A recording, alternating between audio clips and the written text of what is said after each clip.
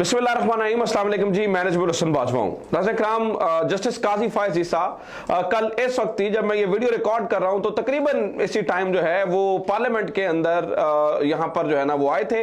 Parliament के अंदर उन्होंने आकर एक तकरीर भी की थी और पार्लियामेंट के अंदर उनके आने से, उनके शरीक होने से एक मैसेज ये गया था बादियों नजर में कि शायद जस्टिस काजी फायज ईसा की मौजूदगी में जो इमरान खान मुखालिफ तकरीरें होती रहीं, जो जस्टिस काजी फायज ईसा की मौजूदगी में जिस तरह की स्पीचेस हुई, तो शायद जस्टिस काजी फायज ईसा बजाते खुद कोई मैसेज देना चाह रहे थे, क्योंकि एक बादियों नजर में तो यही चीज गई। बाद में अपनी तकरीर के अंदर जस्टिस काजी फायज ईसा ने इस बात को क्लियर किया कि नहीं, वो अपने और अपने इदारे की तरफ से एक मैसेज देना आए हैं यहां पर, और वो अपने और अपने इदारे की एक काइंड ऑफ नुमाइंदगी कर रहे हैं, क्योंकि उन्होंने कहा कि मैं अपने और अपने इदारे की तरफ से जो है ना वो मैसेज दे रहा हूं, यानी बात कर रहा हूं।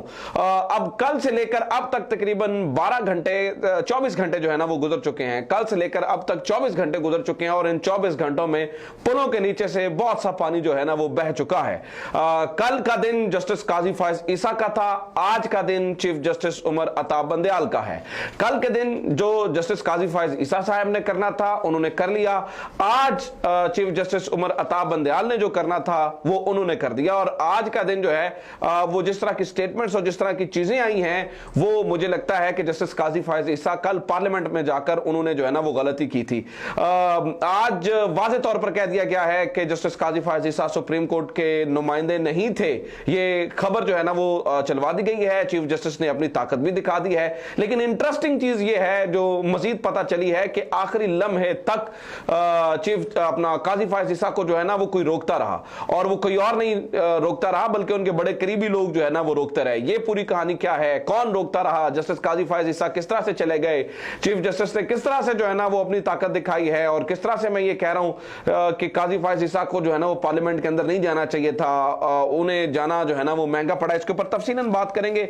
जैसे कि मैंने आपको बताया कि इन 24 घंटों के अंदर पुलों के नीचे से जो है वो बहुत सा पानी जो है ना वो बह चुका है, बहुत सारी चीजें जो है ना वो इनफैक्ट जो है ना वो हो चुकी है। इस बार भी बात करनी है, इमरान खान से चीजें जो है ना वो इनिशिएट की गई हैं, इमरान खान से कुछ गारंटियां मांगी गई हैं, उसके ऊपर भी बात करनी है। मरियम साहिबा की वीडियो लीक हुई थी, वो जो इंटरव्यू वाली थी, उसके बाद मैंने आपको बताया काफी सारी चीजें उसके बताई थी, उसके ऊपर कुछ अपडेट्स आ गई हैं, उसके ऊपर भी बात करनी है। बहुत एक लंबी लिस्ट है बात करने के लिए, लेकिन फर्स्ट थिंग कम्स फर्स्ट, जिसके ऊपर हम बात करें सबसे पहले इसी के ऊपर बात करेंगे। नाज़रीन किराम, जब कल जस्टिस काजी फायज ईसा जो है ना वो वहां पे गए तो तमाम लोगों के कान खड़े हो गए, बल्कि जरदारी साहब के साथ जो तस्वीर जस्टिस काजी फायज ईसा की जियो की स्क्रीन पे चलती रही, मैंने कहा कि शायद ये तस्वीर जो है ना वो कभी ना भूली जाए। रात तक जो खदशात मेरे थे, जो जिस तरह से मैं सोच रहा था और मैं ट्वीट्स भी कर रहा था, एक ज्यादातर लोगों की जो है ना वो यही राय सामने आ रही थी कि जस्टिस काजी फायज ईसा को जो है ना वो नहीं जाना चाहिए था। एक ख्याल ये था कि देखिए हो सकता है जस्टिस काजी फायज ईसा अपने हम ख्याल जो जजेस हैं, जिन जो एक देखिए ये तो अब ओपन फैक्ट की तरह नजर आता है कि सुप्रीम कोर्ट के अंदर शायद ग्रुप बंदी है, कुछ जजेस इस साइड पे हैं, कुछ जजेस उस साइड पे हैं, तो जो जस्टिस काजी फायज ईसा साहब के साथ जजेस हैं शायद ये उनकी कॉन्सेंट से गए हों और उनसे राय लेकर गए हों और उनकी सोच से गए हों। लेकिन नाज़रीन किराम, आज कुछ मुख्तलिफ हुआ, कुछ मजेदार हुआ। आज का दिन जैसे मैंने आपको बताया ना चीफ जस्टिस का दिन है, तो आज उन्होंने एक खबर दुनिया टीवी के ऊपर चली जिसे मुझे लगता है कि सारी की सारी कहानी जो है ना वो बदल कर रख दी। आज सुबह दुनिया न्यूज छापता है, आइन की गोल्डन जुबली तकरीब में जस्टिस काजी फायज ईसा इनफरादी तौर पर शरीक हुए, अदालती ज़राए। नीचे वो क्या कहते हैं, अदालती ज़राए के मुताबिक सुप्रीम कोर्ट के तमाम जजेस को दावतनामे मौसूल हुए।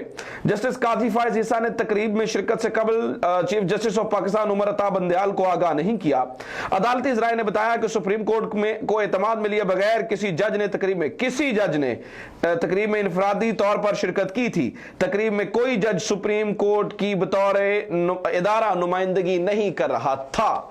नाज़रीन किराम, एक तरफ पार्लियामेंट के अंदर खड़े होकर जस्टिस काजी फायज ईसा ने यह कहा कि मैं अपने और अपने इदारे की तरफ से बात कर रहा हूं, जबकि दूसरी तरफ अदालती ज़राए दुनिया टीवी को यह बता रहे हैं कि पार्लियामेंट के अंदर किसी जज ने किसी जज ने शिरकत की थी, उस किसी जज ने चीफ जस्टिस से जो है ना वो इजाजत नहीं ली थी, लिहाजा वो कोई जज जो है ना वो सुप्रीम कोर्ट का नुमाइंदा नहीं था वहां पर, और वो कोई जज जो है वो इनफरादी तौर के ऊपर जो है वो पार्लियामेंट के उस इजलास के अंदर या कन्वेंशन के अंदर जो है वो शरीक हुआ, लिहाजा उसके जो है ना वो बतौर इदारे की नुमाइंदगी के नहीं गया। ये बड़ी मजेदार चीज है। That's something very very very interesting कि चीफ जस्टिस साहब जो है ना वो सीधा उन्हें अदालती जराए से मतलब ऑब्वियसली अदालती जराए ये कह रहे हैं कि वो तो भाई इनफरादी नुमाइंदे ही नहीं है।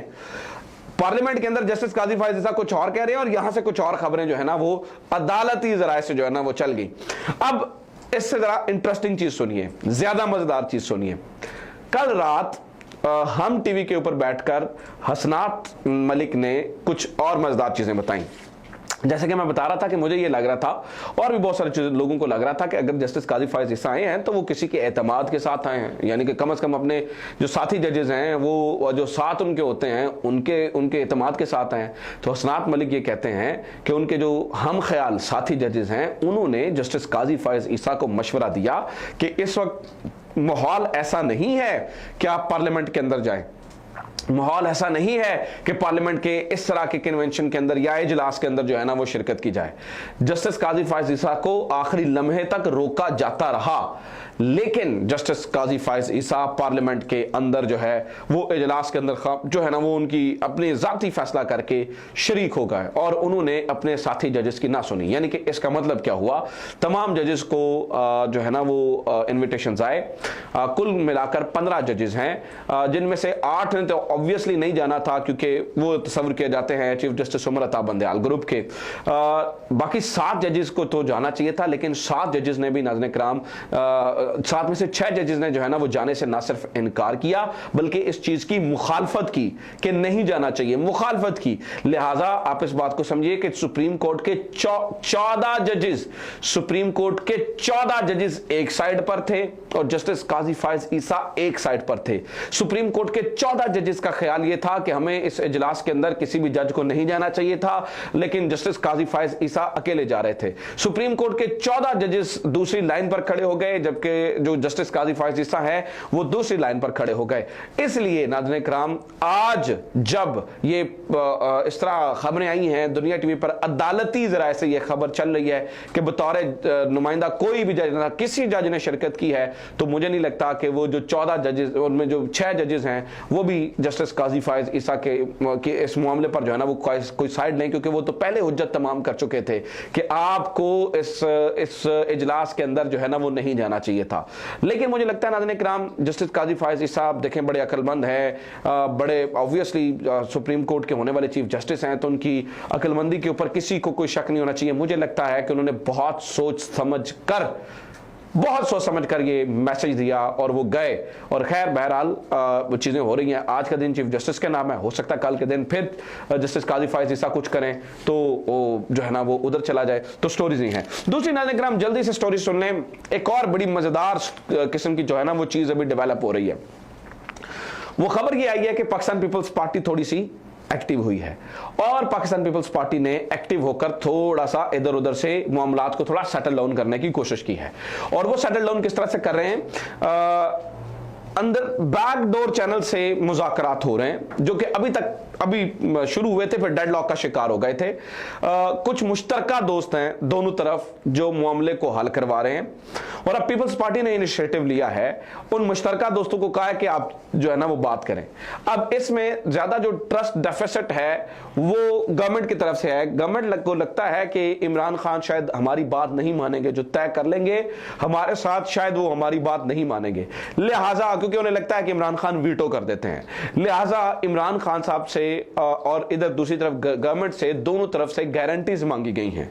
इस वक्त ताजा तरीन इत्तलात यह है कि दोनों तरफ से गारंटीज मांगी गई हैं कि दोनों तरफ से गारंटीज मिले और ये बात तय हो, इस बात को देखा जाए कि अगर मामलात आगे बढ़ जाते हैं और अगर मामलात जो है वो इस तरफ चल पड़ते हैं तो फिर दोनों अपनी बात पर कायम रहें, इसलिए गारंटीज मांग ली गई हैं।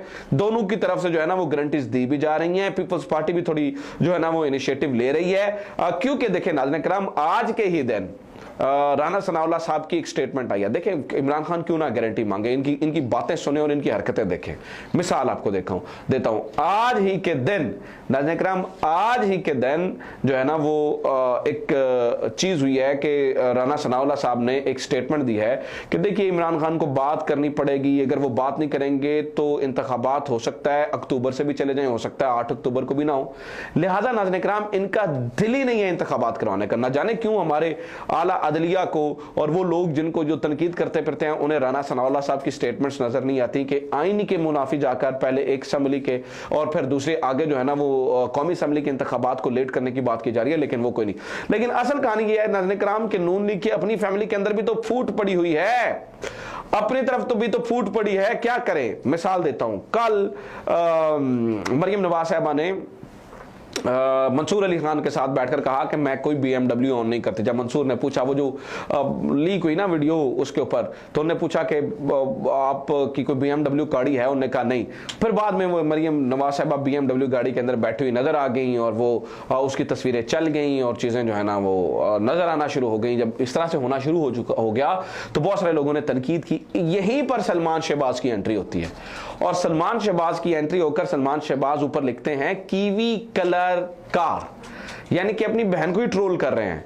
इससे पहले वो मिफ्ता इस्माइल को ट्रोल कर चुके हैं और फिर वो अपनी बहन को जो है ना वो ट्रोल करते हुए नजर आए। तो सूरत हाल इस तरफ जो है ना वो जा रही है और इन्होंने मतलब मुझे नहीं समझ आती कि किस मुंह से ये कहते हैं कि हमने इंतखाबात नहीं करवाने, बेड़ा गर्क करके रख दिया है। अभी कल की बात सुन ले जी, हिना परवेज भट्ट साहिबा कह रही थी इस बार ये 23% जो है ना वो ज्यादा रेमिटेंस आया है। रेमिटेंस से मुराद होता है वो जो है ना वो ज़र मुबादला जो कि हमारे बैरून मुल्क पाकिस्तानी जो है ना वो भेजते हैं यहाँ पर, वो जो पैसे भेजते हैं उनको रेमिटेंस कहा जाता है। तो वो कहते हैं इसका मतलब है शहबाज शरीफ गवर्नमेंट पे एतमाद किया जा रहा है।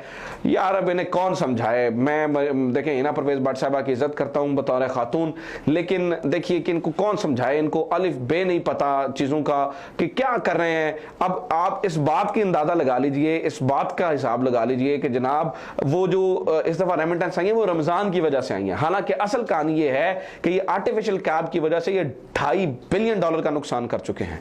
$2.5 बिलियन। अब ये पूरी स्टोरी क्या है ये मैं आपको आगे बताता हूं और आपको अंदाजा होगा कि ये पूरी स्टोरी क्या है। अपना ख्याल रखिए। खुदा हाफिज़। पाकिस्तान जिंदाबाद।